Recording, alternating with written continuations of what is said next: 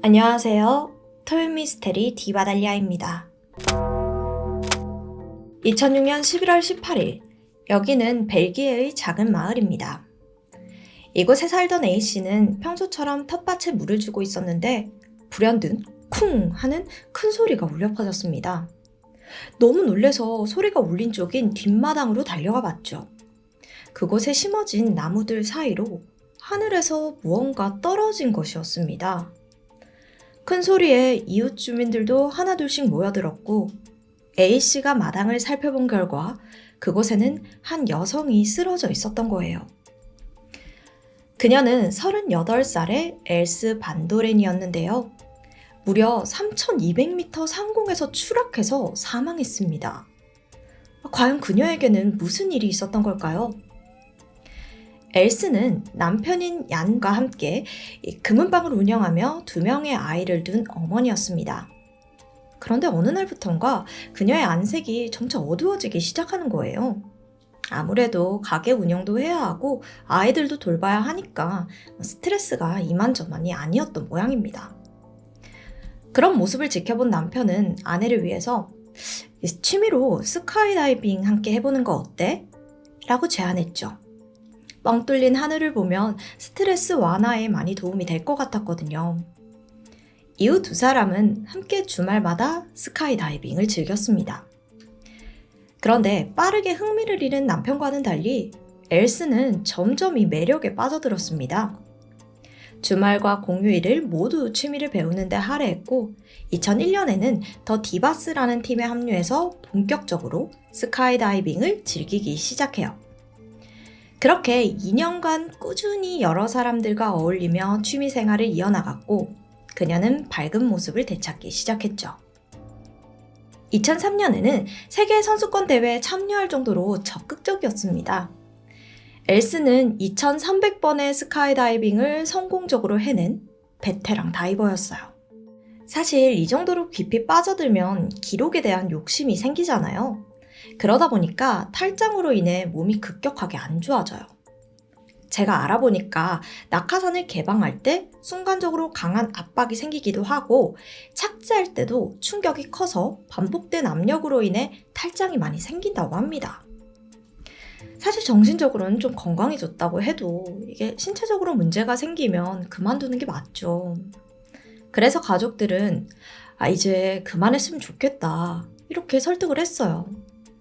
하지만 그녀는 포기할 수 없었기에 가족에게 약속을 합니다. 경쟁을 떠나 처음 접할 때처럼 가볍게 즐기는 정도로만 하겠다고요. 이후 엘스는 짤즈버그라는 스카이다이빙 팀으로 옮겨서 전보다는 가벼운 마음으로 즐깁니다. 그녀는 이 팀에서 자신과 이름이 같은 한 여성을 만나게 되는데요. 26살의 초등학교 교사 엘스 클로트먼스였습니다. 둘은 10살이 넘는 나이 차이임에도 불구하고 가장 친한 친구 사이가 되었죠. 자, 엘스라는 이름이 같으니 제가 이 여성은 클로트먼스라고 부르겠습니다. 클로트먼스 외에도 마르셀 소머즈라는 남자 동료와도 친해지게 되면서 3사람이 함께 스카이다이빙을 하며 서로에게 든든한 동료이자 친구 사이로 지냅니다. 사건이 발생한 11월 18일, 엘스는 주말을 맞아 클럽 회원들과 함께 벨기에 프랑그드 상공을 비행하기로 했습니다. 엘스와 클로트먼스, 마르셀, 이 클럽 다른 회원 1명까지 해서 총 4명이서 한 팀으로 비행을 준비했죠. 비행 전 리허설까지 완벽하게 마친 4사람은 본격적으로 다이빙을 하기 위해 비행기에 몸을 실었습니다. 그리고 사전에 계획했던 대로 뛰어내렸어요. 그들은 상공에서 넷이서 손을 잡고 이렇게 대형을 갖추기로 했거든요. 그래서 뛰어내리고 잠시 뒤에 서로가 어디 있는지를 살펴봤죠. 그런데 클로트먼스가 위치에 도달하지 못한 거예요. 무슨 이유에서인지 그녀가 다른 멤버들보다 몇 초 더 늦게 뛰어내렸던 겁니다. 결국 3사람은 클로트먼스 없이 대형을 정비했죠. 약간의 문제가 생기기는 했지만 이때까지만 해도 순조로운 비행이 이어지고 있었어요. 상공 1000m 지점에 이르렀을 때 3사람은 손을 놓고 이제 낙하산을 펼 준비를 했습니다. 그런데 신호에 맞춰 성공적으로 낙하산을 편 다른 두 사람과 달리 엘스의 낙하산이 펴지지가 않는 거예요. 낙하산을 고장났나 싶어서 그녀는 급히 예비 낙하산을 조작했지만 이마저도 작동하지 않는 겁니다. 마르세는 엘스의 낙하산이 펴지지 않는 것을 발견하고 문제가 생겼다는 것을 알아차렸죠. 그는 그녀를 구하기 위해 급강하하기 시작했습니다. 근데 너무 빠른 속도로 추락하고 있어서 도저히 따라잡을 수가 없었어요. 한편 엘스는 죽음의 공포 속에서 비명을 지르며 필사적으로 낙하산을 조작하려고 했습니다. 그러나 끝내 이 낙하산은 펴지지 않았고 결국 한 가정집 마당으로 떨어져서 끔찍하게 사망했습니다. 이 당시 머리에 착용하고 있던 카메라에 모든 상황이 고스란히 녹화되어 있었는데요. 그래서 처음 사건을 조사한 경찰들은 이 영상을 보고 낙하산 고장으로 발생한 단순 스카이다이빙 사고라고 생각했습니다. 그러나 엘스의 낙하산을 확인한 경찰은 그녀의 낙하산 줄이 예리하게 잘려져 나간 것을 발견해요. 그리곤 확신했죠. 누군가가 의도적으로 낙하산을 망가뜨렸다는 걸요. 그녀는 추락 직전에도 낙하산을 펼치려고 했기에 그녀가 극단적인 선택을 하려고 스스로 망가뜨렸을 가능성은 없었습니다. 그렇다면 누군가가 그녀를 살해하기 위해 일부러 조작한 것으로밖에 볼 수 없죠. 또한 낙하산과 연결된 줄만 잘려져 있었기에 경찰은 스카이다이빙의 전문 지식을 가진 사람이 범인일 거라 추정했습니다. 가장 먼저 용의선상에 오른 사람은 함께 하자고 했던 그녀의 남편 얀이었어요. 그러나 엘스가 장비를 집에 보관하지 않고 다른 곳에 뒀기에 얀은 그녀의 장비에 접근할 기회가 없었습니다. 다음으로 용의선상에 오른 사람들은 동호회 사람들이었습니다. 이들은 엘스와 함께 스카이다이빙을 했기에 얼마든지 그녀의 장비에 접근이 가능했죠. 특히 그녀와 가장 가까운 사이였던 클로트먼스와 마르셀을 의심했어요. 더욱이 사건 발생 전주에 세 사람이 함께 마르셀의 집에서 시간을 보냈고 또 엘스가 마르셀의 집에 장비를 놓아두었다는 것이 확인이 되면서 의심은 더 짙어졌습니다. 스카이다이빙 전문가였던 클로트먼스와 마르셀에게 낙하산 줄을 자르는 일은 단 30초도 걸리지 않을 정도로 간단했어요. 두 사람에게는 얼마든지 기회가 있었죠. 경찰은 두 사람을 압박수색하기 시작합니다. 그중 클로트먼스는 100시간가량의 신문을 받았는데 이 과정에서 심한 스트레스를 받고 그녀는 두 번째 진술을 하기 직전 극단적인 선택을 시도하기도 했죠. 경찰은 그녀가 신문을 피하기 위해서라고 생각하며 의심이 들었습니다. 결국 클로트먼스에 대한 집중 수사를 진행했어요. 그 결과 경찰은 엘스와 클로트먼스, 마르셀, 이 세 사람 사이에 숨겨져 있던 은밀한 비밀을 찾아내게 됩니다. 이 세 사람은 단순한 친구 관계가 아니었어요. 사실 엘스와 마르셀은 불륜 사이였습니다. 2004년 동호회에서 마르셀을 만난 엘스는 잘생긴 그의 외모에 호감을 가졌습니다. 두 사람은 스카이다이빙을 하기 위해 주말마다 만나 시간을 보내면서 서로에게 빠르게 빠져들죠.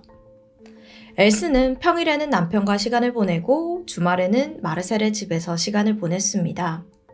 그러나 그가 잘생겼다 보니까 마르셀에게 호감을 가진 사람은 비단 엘스뿐만이 아니었어요. 엘스의 절친한 동료 클로트먼스 또한 그를 짝사랑하고 있었죠. 그녀가 마르셀을 좋아하는 것을 몰랐던 엘스는 자신의 가장 친한 친구인 클로트먼스에게 자신의 불륜을 털어놓게 됩니다. 이 두 사람의 관계를 알게 된 클로트먼스는 질투에 휩싸였어요. 엘스 몰래 마르셀을 뺏기 위해 그를 유혹했죠. 이 앞에서는 친구 엘스의 고민을 들어주면서 뒤에서는 자기도 마르셀을 좋아하니까 그를 유혹한 거예요. 그런데 웃긴 게 마르셀은 클로트먼스 유혹에도 홀랑 넘어가 버립니다. 그래서 그는 금요일에는 클로트먼스랑 토요일에는 엘스와 함께 했습니다. 이 사실은 엘스는 전혀 모르고 있었고요. 여전히 그녀에게 클로트먼스는 자신을 가장 잘 아는 유일한 친구이자 의지하는 동료였죠. 그러나 클로트먼스에게 엘스는 이제 더 이상 친구가 아니었어요.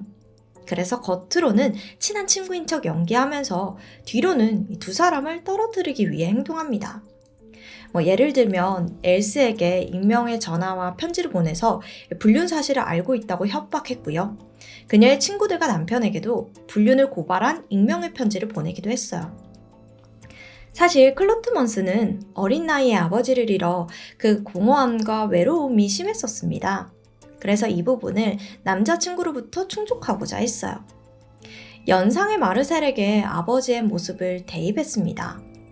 그러나 채워지지 않은 결핍에 클로트먼스는 마르셀에게 더 강한 집착을 보였고 이에 지친 마르셀이 몇 차례 헤어지자고 했죠.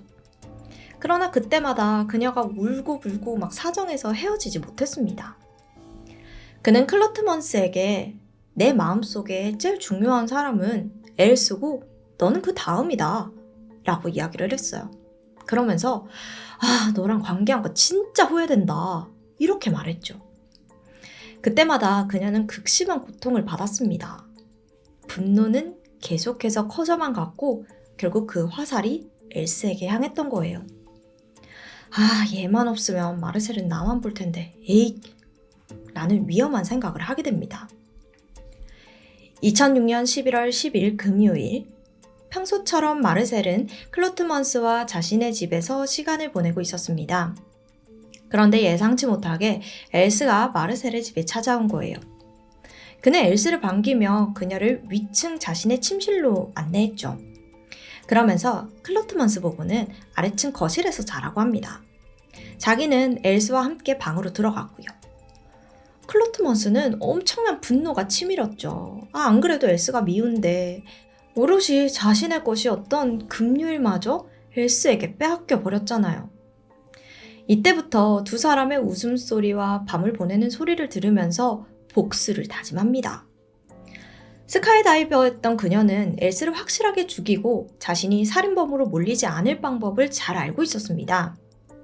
바로 그녀의 낙하산을 망가뜨리는 것이었죠. 클로트먼스는 엘스가 베란다에 두고 간 그녀의 낙하산 장비에 다가갔고 가위를 꺼내 망설임 없이 낙하산 줄을 끊었습니다.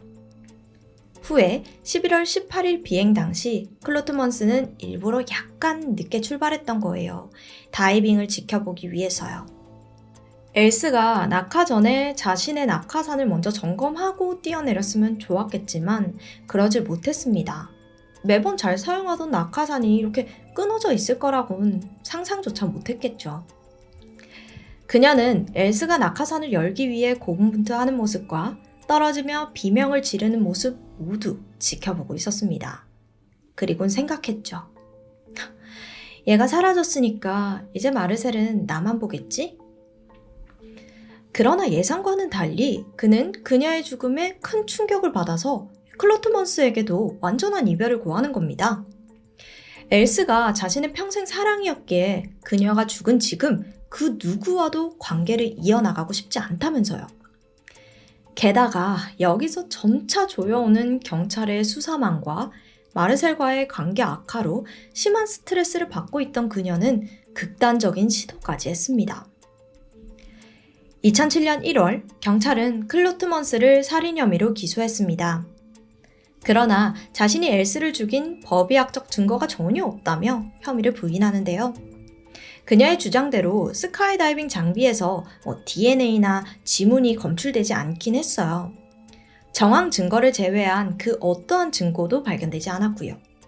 그렇기에 배심원단은 정황 증거만을 근거로 판단해야 했죠. 그들은 4시간의 회의 끝에 클로트먼스를 유죄로 판결합니다. 이유는 그녀가 다이버로서 낙하산을 고장내는 방법을 매우 잘 알고 있었던 점이었죠. 결국 형량을 줄이기 위해 그녀의 변호사 측은 유죄를 인정했습니다. 하지만 그녀가 정신적으로 불안정하다고 주장을 했고 이를 인정한 재판부는 종신형이 아닌 30년형을 선고했습니다. 이 와중에도 자신의 범행에 대한 죄책감이나 후회하는 모습은 전혀 볼 수가 없었죠. 한편 이 사건의 가장 큰 피해자는 엘스의 가족들이었습니다. 클로트먼스가 엘스의 불륜을 고발하는 편지를 썼음에도 불구하고 그녀의 남편은 끝까지 아내를 믿었어요. 자녀들 또한 어머니의 불륜을 믿지 않았고요. 그러나 재판 과정 중에 모든 사실을 알게 된 남편과 자녀들은 큰 충격을 받고 재판장을 떠났습니다. 처음엔 단순한 스카이다이빙 사고처럼 봤지만 점점 밝혀지는 진실들이 충격적이죠. 특히나 가족들은 이 상황에서 여러 복합적인 감정이 들 것 같아요. 실제로 아이들은 어머니가 살해당했다는 사실과 범인의 반성이 전혀 없는 모습, 더불어 어머니의 부정함을 알게 되어서 재판장에서 끊임없는 눈물을 흘렸다고 했습니다. 지금까지 디바달리아였습니다. 안녕하세요. 토요미스테리 디바달리아입니다. 오늘은 질문으로 먼저 시작해 볼게요. 여기 통장이 있습니다. 이 안에는 현금 100억 원이 들어있죠. 이제 이건 당신 소유입니다. 도장도 드릴 거라서 언제든지 현금처럼 마음껏 찾아쓸 수가 있어요. 하지만 단 한 가지 조건이 있습니다. 평생 동안 당신과 가장 가까운 절친을 죽여야 합니다. 여러분들의 선택은 어떤 선택을 하실 건가요? 오늘의 스토리 바로 시작해 보겠습니다. 미국 알래스카 앵커리지에 위치한 썬더버드 폭포. 여기가 하이킹으로 유명한 명소인데요. 지난 2019년 6월 2일 이 폭포에서 어린 소녀의 비명소리가 울려 퍼졌습니다. 제발 이거 좀 풀어줘. 우린 친구잖아. 안대로 눈이 가려진 채 손까지 꽁꽁 묶인 그녀의 이름은 신시아였는데요. 여기서 신시아의 별명이 시시거든요. 사람들에게는 시시라고 더 알려져서 저 또한 별명으로 부를게요. 시시 앞에는 그녀를 여기로 유인해서 데려온 범인 드날리가 서 있었죠. 그리고 드날리의 옆에는 그녀의 공모자인 4명의 소년들도 함께였습니다. 그렇게 잠시 후 시시의 애원에도 불구하고 탕 하는 2발의 총소리가 울려 퍼졌죠. 역시나 5명의 청소년들이 그녀를 살해했던 거예요. 그동안 이들 사이에는 어떤 일이 벌어졌던 걸까요? 놀랍게도 시시와 드날리는 평소 소문난 절친이었습니다. 두 사람은 항상 붙어 다녔고 서로의 부모님까지 만난 적이 있는 사이였죠. 드날리는 착한 아이로 정평이 나 있었는데요. 사실 시시가 발달장애를 앓고 있었는데 나이는 19살이었지만 정신 연령은 14살이었어요. 그럼에도 드날리는 그런 친구를 정말 잘 챙겨주고 도와주고 배려를 해줬습니다. 실제로 시시의 아버지 호프만 씨가 말하길 드날리가 자신을 소개할 때 저는 시시의 베스트 프렌드였어요 라는 말을 자주 하기도 했었고요. 그렇다면 평소 아픈 친구를 잘 챙기던 드날리는 왜 한순간에 끔찍한 살인마로 돌변하게 된 걸까요? 여기에는 제3자의 어이없는 개입이 있었습니다. 사실 사건 당시 드날리는 남자친구가 있었는데요. 하지만 일반적으로 우리가 생각하는 남친, 여친의 이런 개념은 아니었어요. 그녀와 남자친구는 SNS를 통해서 서로를 처음 알게 되었습니다. 둘은 아직 실제로 만난 적은 없지만 이미 서로를 베베라는 애칭으로 부르고 사랑한다는 말을 속삭일 정도로 가까워진 상태였죠. 드날리와 사귀던 온라인 남자친구의 이름은 타일러. 그는 20대 초반의 남성으로 자기가 어마어마한 부자래요. 심지어 그가 보내주는 셀카들은 전부 좀 흔하게 볼 수 없는 훈남의 모습이었고요. 그런데 이 사람이 점점 좀 이상한 걸 요구합니다. 처음엔 드날리의 특정 부위가 담긴 사진을 찍어서 보내달라고 하더니 나중에는 다른 사람의 신체 노출 사진이나 그들을 희롱하는 사진을 찍어 보내라고 요구를 하는 거죠. 심지어 드날리, 아무나 네 친구 중에 한 명 유린하고 살해하는 장면 찍어서 나한테 보내면 내가 19만 달러 줄게. 이러는 거예요. 19만 달러, 이게 하나로 119억 원입니다. 어마어마하죠. 저 돈을 준다는 것도 이게 말이 안 되지만 요구하는 내용도 좀 이상하잖아요. 근데 드날리는 생각이 좀 달랐어요. 그녀는 정말로 자신이 누군가를 해치고 그 장면을 타일러에게 보내주기만 한다면 어마어마한 거금을 손에 넣을 수 있을 거라고 믿었던 겁니다. 그렇게 그녀는 차근차근 119억 원을 손에 넣을 준비를 하기 시작하죠. 드날리는 혼자 할 수 없겠다 싶으니까 먼저 공범들을 모으기 시작했습니다. 얘들아, 내가 캔자스에 사는 부자 남자 꼬셨는데 이 남자가 사람 한 명 죽이는 거 인증하면은 나한테 119억 원 준대. 너네가 나 도와주면 우리 반반씩 이렇게 나누자. 어때? 이 정상적인 사고를 하는 사람이라면 이 제안을 믿는 대신 오히려 드날리를 멀리했을 거예요. 하지만 끼리끼리 유유상종이라고 하죠. 드날리의 제안에 무려 4명의 친구들이 동참하겠다는 겁니다. 이들은 각각 19살의 셀렙과 16살의 케이든, 그리고 신상이 공개되지 않은 2명의 청소년이었습니다. 미 연방정보국에서는 범죄 가해자의 신상 정보에 대한 나이 제한을 두고 있어요. 그래서 이 2명의 청소년 또한 만 14세 미만이라서 이름과 나이, 범죄 가담 정도 등 모든 정보가 비공개 처리된 거예요. 그렇게 드날리의 주도 하에 사람을 죽인다라는 목적을 가지고 만난 5명의 청소년들은 그때부터 살인 계획을 세우는데 몰두했습니다. 이 살인 계획에는 누가 결박할 건지, 누가 총을 쏠 건지, 누가 유인할 건지를 나누고 분배할 돈의 액수도 포함되어 있었죠. 계획을 차근차근 세워가던 5명은 마침내 이 계획에서 가장 중요한 희생양을 결정하게 되는데요. 가장 먼저 CC의 이름을 부른 사람은 놀랍게도 그녀의 절친인 드날리였습니다. 이미 거액의 눈에 눈이 돌아버린 그녀에게는 더 이상 CC는 절친한 친구가 아니었어요. 학습장애를 앓고 있고 판단 능력 부족하고 친구들 사귀고 싶어하고 그리고 내 말 잘 듣는 CC가 딱이잖아 이러면서 타깃으로 적합했던 거죠. 모든 계획을 세운 후 이들 5명은 셀렙의 차에 CC를 태워서 미리 봐두었던 범죄 장소 썬더버드 폭포로 이동하게 됩니다. 이 폭포가 하이킹하기 좋은 장소인가 봐요. 앞서 말했듯이요.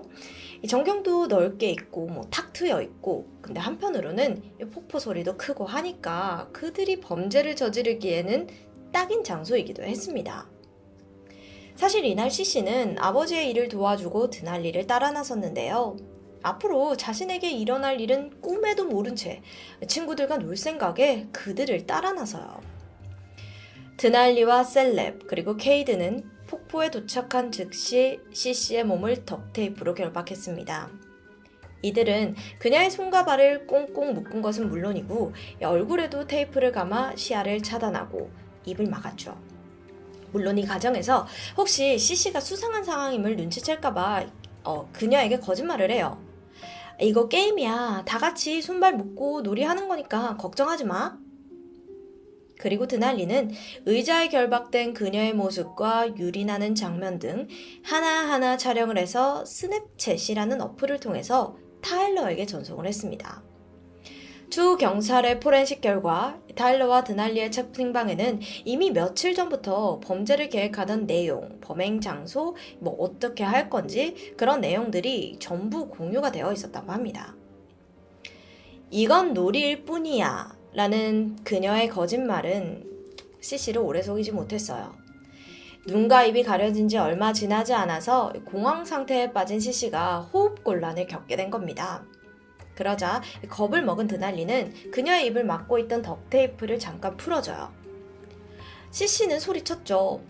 이거 당장 풀어줘. 안 그러면 너네가 다 납치했고 그리고 희롱한 거 다 신고해버릴 거야. 라면서 울부짖습니다. 자, 만약 이때라도 이 드날리와 공범들이 정신을 차리고 CC를 풀어주었으면 정말 좋았을 텐데 그들은 최악의 선택을 저지르고야 말았습니다.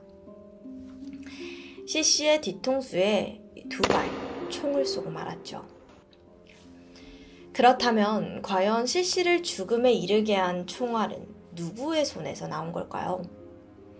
혐의점을 갖고 있던 사람은 드날리와 케이든. 근데 이 2사람의 주장이 좀 갈립니다. 우선 드날리의 주장입니다.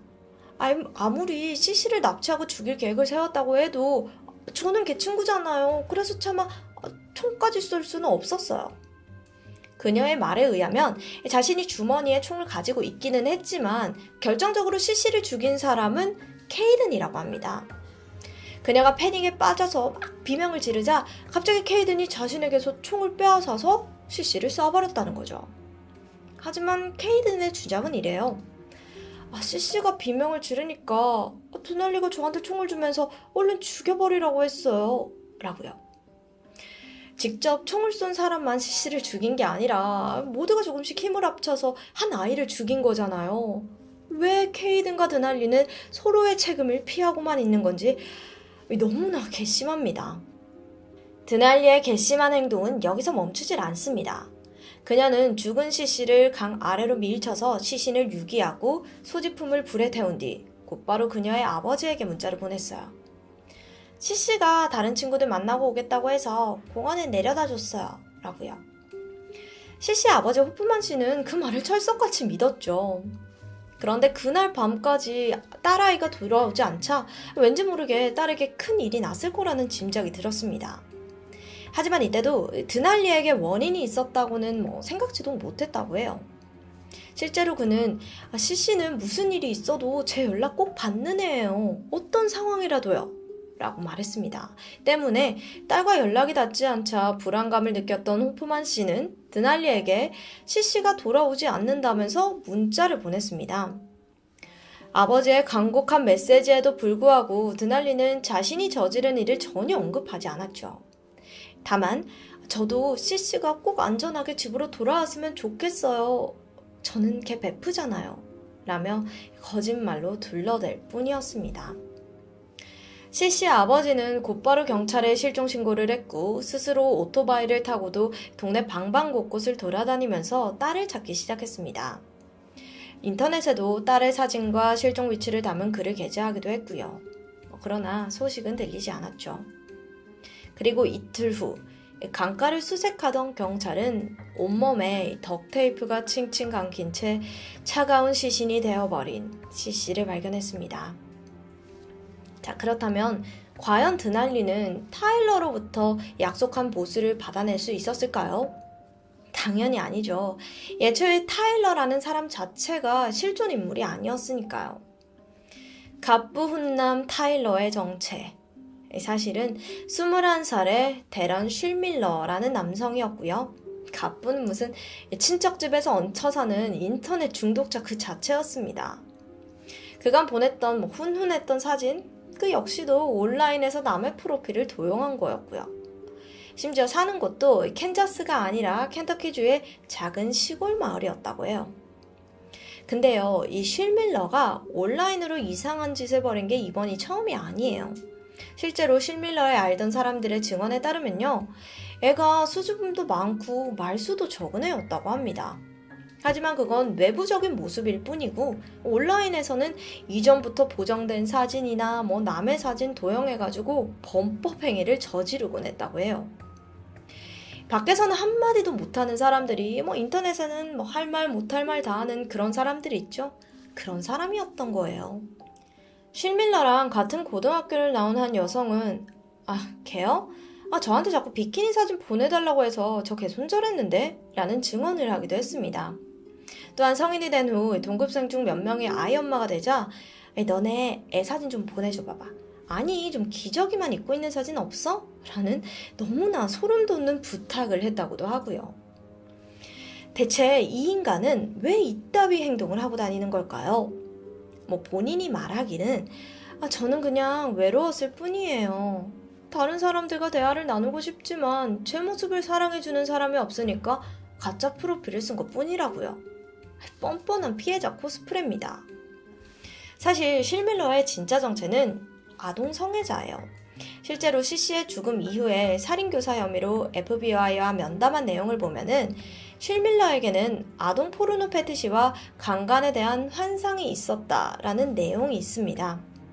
심지어 그의 악행은 CC의 사망 이후에도 지속됐습니다. 경찰이 드날리를 범인으로 지목하기 전까지 두 사람은 계속해서 연락을 이어갔었는데요. 이때 쉴밀러는 네가 CC 죽인 증거 내가 다 갖고 있는 거 알지? 라며 그녀를 협박해요. 심지어 드날리가 보낸 영상과 사진을 무기로 더 많은 아동과 청소년들을 유린하는 모습을 찍어보내라는 요구까지 서슴지 않았습니다. 근데 이쯤 되면 드날리도 좀 정신을 차리고 자수라도 해야 마땅했겠지만 대신 그녀는 실밀러의 요구를 순순히 따랐던 거죠. 이로 인해 CC 외에 추가로 8살, 10살, 그리고 15살짜리 아이들이 성적으로 희롱당하고 그 모습을 영상으로 지켜야 했습니다. 또한 실밀러와 드날리는 두 번째 살인 계획까지 공모하고 있던 참이었다고 해요. 불행 중 다행으로 경찰의 빠른 체포 덕에 더 이상의 피해를 막을 수가 있었죠. 결국 경찰의 덜미를 잡힌 실밀러와 드날리, 그리고 드날리의 일당들, 이들 6명은 모두 1급 살인 혐의로 체포되었습니다. 또한 실밀러는 1급 살인 외에도 아동 성착취 음란물 제작 및 소지죄를 추가로 받았죠. 그리고 지난 2월 이들은 모두 1급 살인죄를 인정받았으며 현재는 30년에서 99년 사이에 형 집행을 논의 중인 상황이라고 합니다. CC의 아버지는 죽어가는 딸이 분명 자신을 불렀을 거라는 생각에 지금까지 잠을 못 이룬다고 해요. 특히나 아이가 아버지를 도와주고 집을 떠났잖아요. 집을 떠나기 전에 아버지는 너가 도와준 덕분에 힘이 되었다. 정말 대견하구나 라고 이야기를 했대요. 그래서 그나마 마음이 편안하다고 합니다. 하지만 도와준 딸에게 용돈을 준비해 뒀는데 못 줘서 라고 말끝을 흐렸습니다. 미국에서는 이 사건을 두고 catfishing 범죄라는 표현을 쓰는데요. catfish 본래는 생선인 메기를 뜻하는 단어지만요. 최근에는 이 의미가 크게 변했다고 해요. 가볍게는 보정 어플을 사용해서 완전히 바뀐 얼굴을 자신인 마냥 속이는 행위부터 온라인에서 자신의 신분을 속이고 다른 사람인 척 범죄를 저지르는 짓까지 소위 신분 위조를 두고 catfishing이라는 표현을 쓰게 된 겁니다. catfishing 범죄는 단순히 이 두 사람만의 문제가 아닙니다. 지금 이 순간에도 온라인 세계의 위험한 사기와 속임수가 더 흔해지고 있고 이 사건은 그중 하나일 뿐이기 때문입니다. 점점 더 진화하고 또 잔혹해지는 온라인 범죄. 우리 스스로를 지켜낼 수 있는 방법은 뭘까요? 기술이 발전하는 속도에 비해서 이에 대한 대응법은 아직 과거에 머물러 있는 것 같아서 걱정스러운 마음이 듭니다. 지금까지 디바달리아였습니다.